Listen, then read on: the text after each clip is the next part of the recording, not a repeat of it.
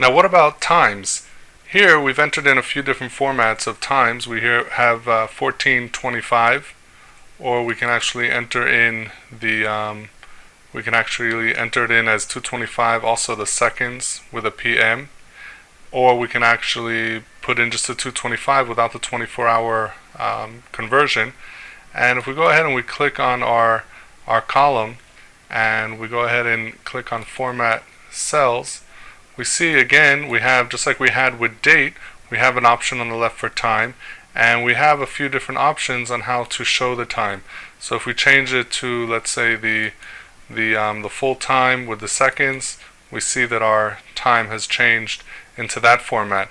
If we go ahead and we select the let's say just the without the seconds, just the hour and the minutes, and we click OK, so here we eliminated the seconds, and now we're back to our regular hours and minutes with the PM and the AM time slot.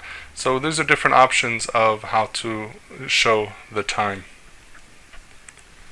Just a quick tip: if you want to enter in quickly the current date or the current time, you would click on a cell, and for the current date you would hit Control and semicolon, and immediately the date appears.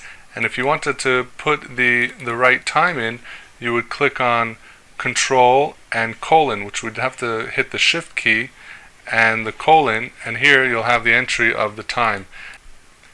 Here we see it's actually showing the date and the time, and over here we have the time, just the time.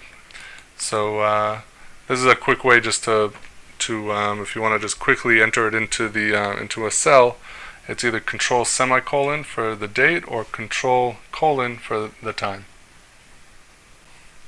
The nice thing about dates and times in Excel is that the Excel program converts dates and times into serial numbers, so you can actually perform calculations on these values as you would with any number.